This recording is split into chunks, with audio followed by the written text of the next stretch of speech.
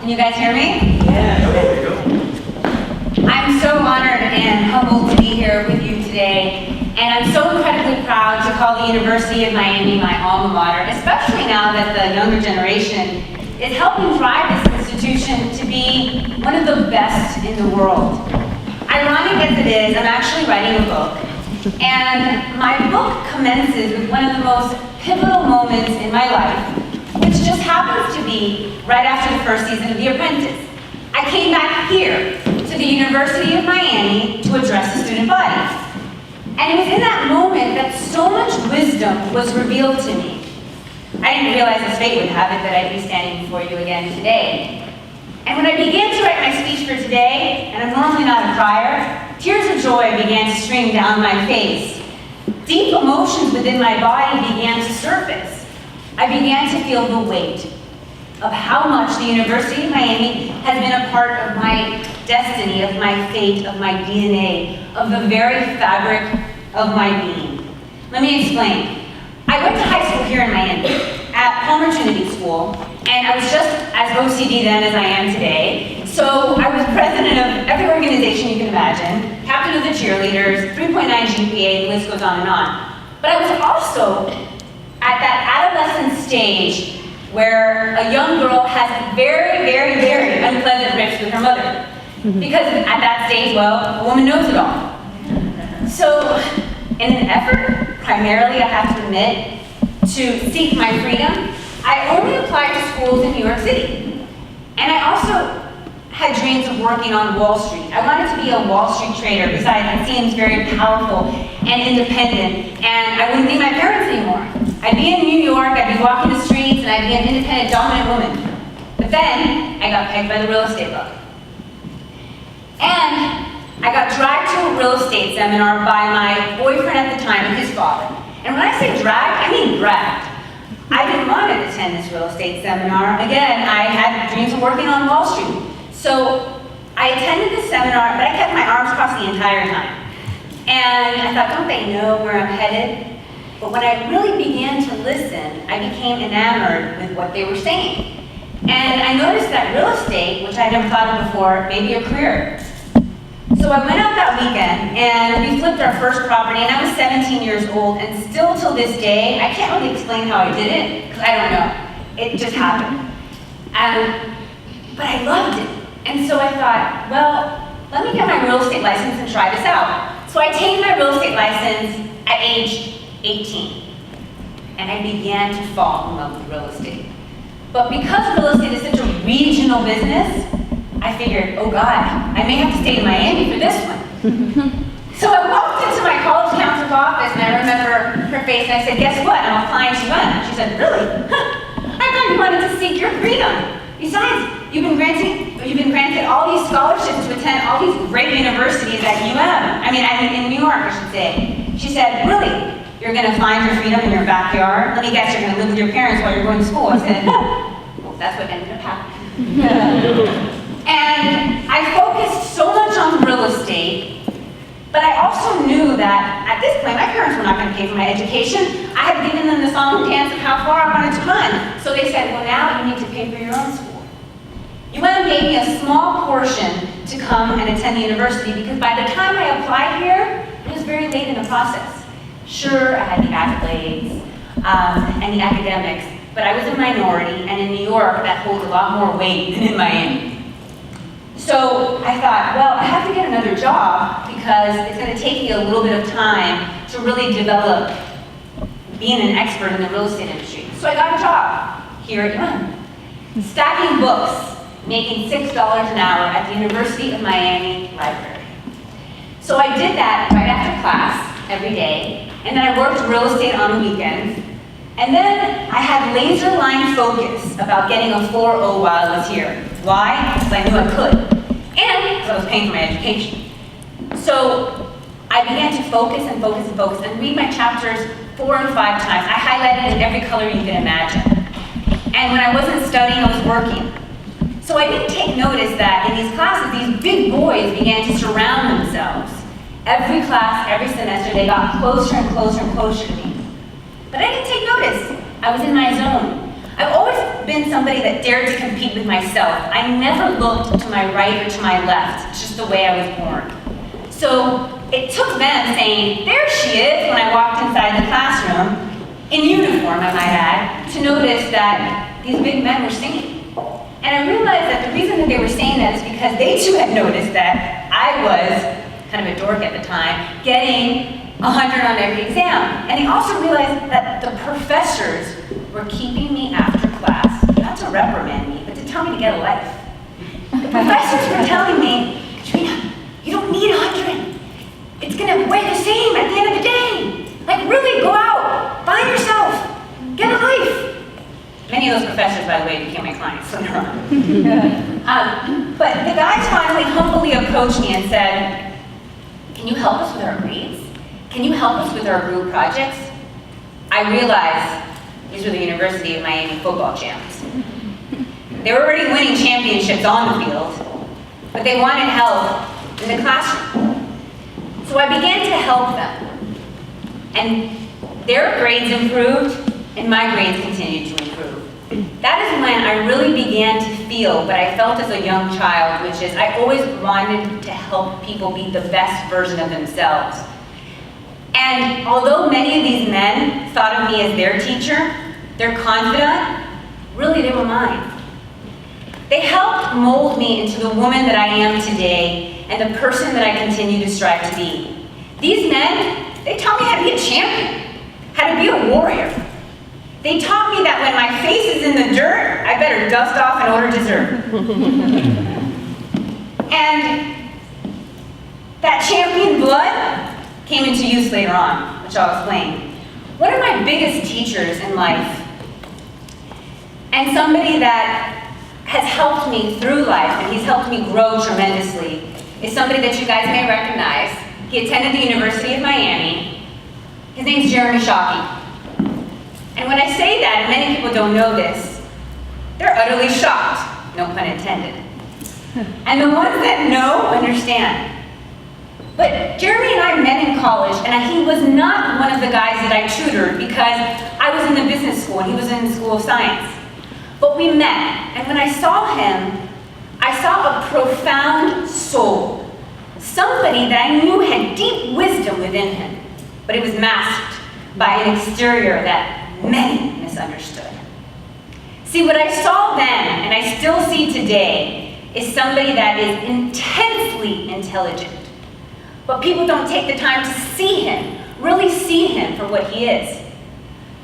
Jeremy sparked my spirituality, if you can believe that. Yes, my spirituality. See, when I was at UM, I was acing every class like I was telling you, but there was one class that I was slated to get a C in, and that was religion. I wasn't interested in religion. I ran from it. I ran so far. So before I could get a C in religion and ruin my whole 4.0 GPA, I withdrew. Not because I'm a quitter, but because if I don't get myself 100% entrenched in something, I don't do it at all. So come to find out that I actually had to learn about religion, spirituality, faith, through trials, tribulations, and life experiences. Jeremy introduced me to God, but when I say God, I don't want to freak you out and say, oh my gosh, she's a spiritual being preaching to us. When I mean God and religion and spirituality, I mean faith. Faith and belief in what you can't see. Believe in yourself.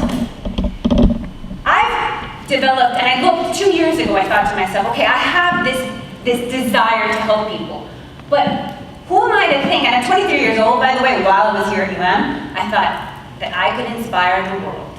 I couldn't inspire anybody. I didn't even know myself at 23 years old.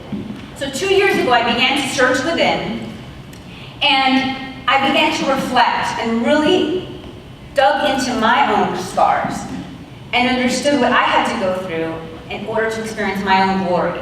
And once I reached that level of glory, the whole world was revealed to me. I saw the world with brand new eyes, and I was then able to inspire other people.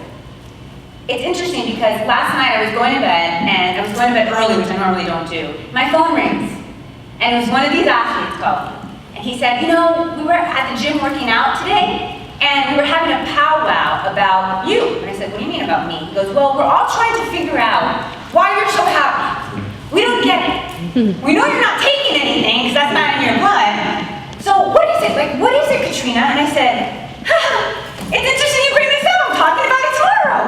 And I said, and I'm talking about you. And they said, really? Tell me about it. I was on the phone for an hour. So much for going to bed early. And I said, what I feel is what I want people to feel. Deep down in my blood, I want you to feel that you can accomplish anything because it's already in you. And that is what the Be Greater movement is about, and I'll go into that a little bit more. But I also told this athlete that I was on the phone with, I said, remember what you told me once? You challenged me to do push-ups, 100 of them if I remember correctly. And he said, yes. I said, I was never an athlete. I can't play a sport to save my life. My sister got that gene, but I didn't. But I've always played the game of life in my mind, in my heart, and in my soul. So I told him, those push-ups, that's what I take with me in the boardroom. That's what helps me battle. Another person that's influenced me tremendously is Brian McKinney. He taught me that vulnerability is great strength, that you can be a big teddy bear. Jonathan Vilma taught me focus. No matter what, that man focuses like there's no other. I call it the Vilma focus. His young daughter, she's 2 now, she has that same focus. She runs around, and no matter what you try to tell her, she has a mind of her own. It's the Vilma focus. Greg Olson gave me the gift that is his wife. I was mentoring Kara Olson right after the University of Miami here, and he got drafted to play for the Chicago Bears. We were already dealing with a lot of the Chicago Bears players at the time. But naturally, when Greg got drafted to play for the Bears, we decided to open up the Campins Chicago office. Thanks to their love and to the fact that they've become part of my family, we now represent a great majority of the Bears players, of the White Sox players, and also of the Bulls players. See, the world is in perfect order, but you only realize that once you slow down and you're still enough to let things come to you. I used to force things to happen. Now, I just stand still. My soul brother, Carlos Boozer, got traded to play for the Bulls. So, because of him, our family continues to get bigger and bigger and bigger in Chicago. Not to mention that the first season of The Apprentice, Bill, who won my season, he married Juliana Rancic from E! And they live in Chicago now, between Chicago and LA. And guess what? They double date with Kara and Greg. The worlds are all coming together and we're all inspiring each other to be greater. Willis McGahee had an injury that I don't know how many of you recall, but it could have ended his career. Bad knee injury. And he continued and continued and continued. And he now has a great career in the NFL. He's the catalyst for Campins' Baltimore office. Because of him, one of my biggest angels, Deb Buquette, was brought into my life. She helped me found the Campins Company Baltimore and now runs it. We represent most of the Ravens players, including Michael Orr, I think I'm pronouncing his name correctly, from the Blind Side, that the movie was based on. And it just continues to grow and grow and grow. See, the Campins Company Sports and Entertainment Division was started because when all of these guys, and I actually had to write down, it's amazing how many champions came out of here, but so many of these guys have instilled that champion blood in me. From the Ken Dorsey, Santana Moss, Frank Orson, Torres Moss, Clinton Portis, John Beeson, Bubba Franks, Dan Morgan, Andre Johnson, Devin Hester, DJ West. I mean, this list goes on and on. Robert Bailey, Warren Sapp, Chris Myers, Eric Winston, Joaquin Gonzalez, Sherko, Kyle Covio, William Joseph, Joel Rodriguez, Mike Rumpf, Lamar Thomas, Kenny Phillips, Martin Bigelow, I'm almost done. Malcolm Davenport, Quadrant Hill, Ed Reed, Ray Lewis, Edwin James Tavares, Linda Brock, Vernon Carey, Sean Taylor, Philip Buchanan, Bernie Kosar. I mean, these are all champs and they came here. See, once you bleed orange and green, you're a champ. You're all champs. And many of these men, they're my friends, but they're my family first. Because we all share the experience that is the you together. And they are my teachers. And they continue to be my teachers. As I'm writing my book with I'm writing my book with my old high school English teacher. And she said to me, I said, we're done with the UM chapter. She goes, girl, who are you? What do you think you are, God now? That chapter's not over. That chapter just begun. And if you realize, that chapter continues to surface because it always comes back to the University of Miami for you, which brings me to The Apprentice. I'd like for you to watch this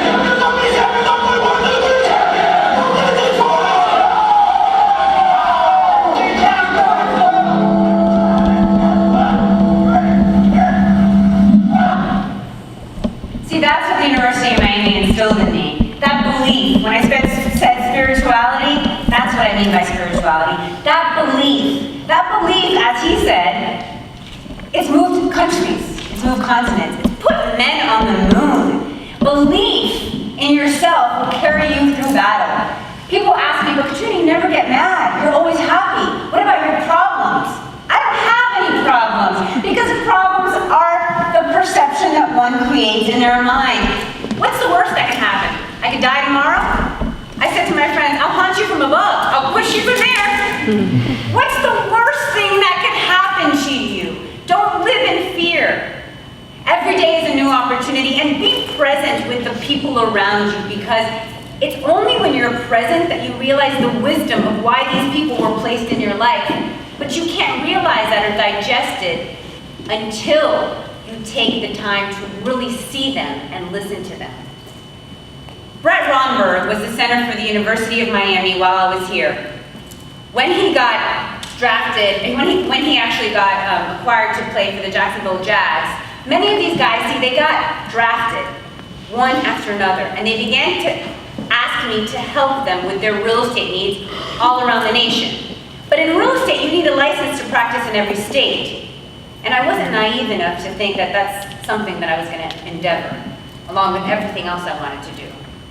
But I did recognize that there was a huge niche for one point of contact, somebody that these guys can trust, a confidant, around the nation, to take care of them when they got drafted, when they got traded, when they created families of their own, when they bought their mom a home, which is the first thing that they do.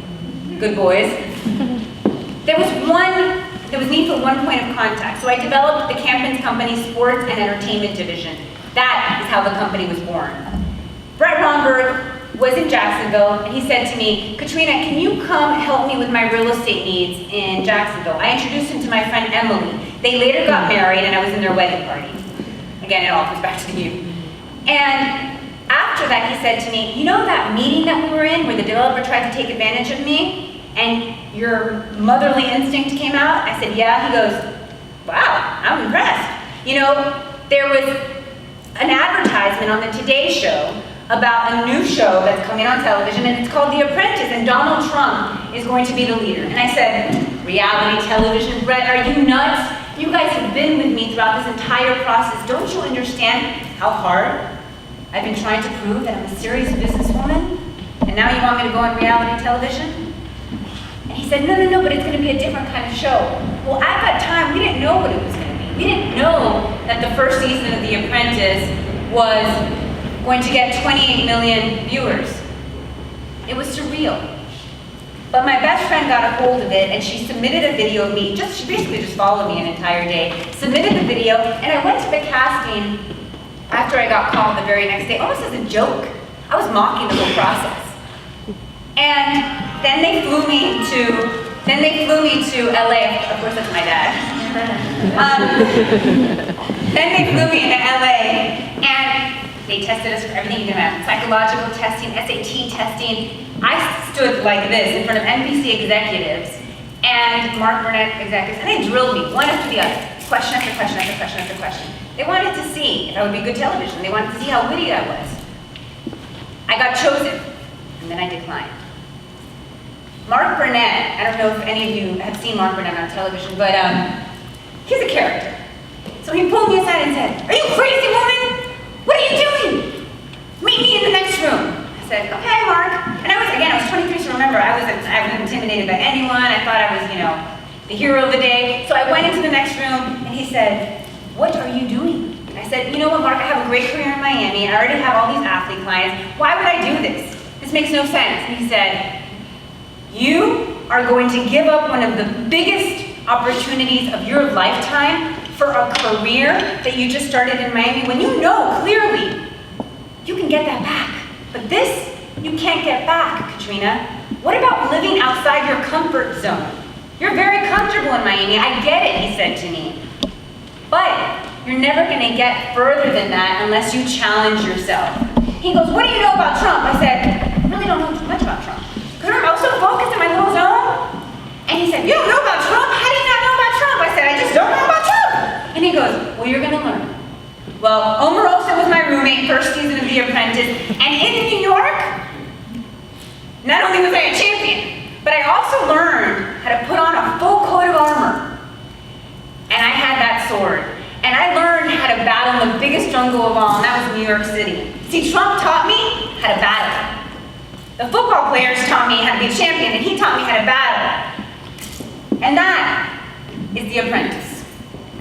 I got offered a job with the ESPN right after that to be an NFL correspondent, and here I was. I accepted the job. I was so excited. The NFL, and who do I see? Kellen Winslow. But you, again, he's getting drafted. Eli Manning was that year, so I run straight. And I'm like, bye, Eli, run straight to Kellen. How did you do to be a University of Miami champ? And people were like, Katrina, you can't only focus on the University of Miami here. I'm like, this is ESPN, come on now. But I'm just so proud to be a part of this institution and the legacy that it means and the passion that comes from here. That, wherever I go, I speak to NFL teams about life, about finance, and I see the players. They're all in a room like this, and I see the guys wearing their University of Miami shirts.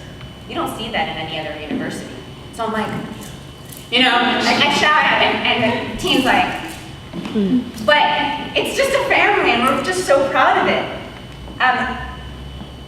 After The Apprentice, I also worked for CNBC as a real estate correspondent, but I knew, and again, I think this is my own competitive spirit is I thought to myself, okay, if I ever want to go back to TV and I want to claim to be an expert or I want to be a CNBC analyst or wherever life takes me, I need to prove myself.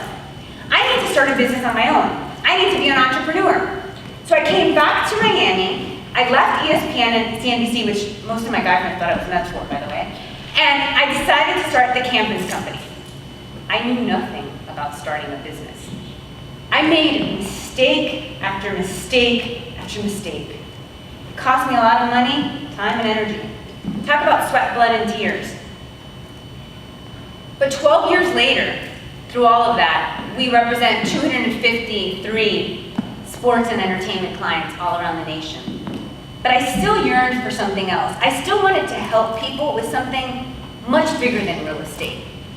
So I'm showing a music studio to Brian McKinney, who wanted to get into music.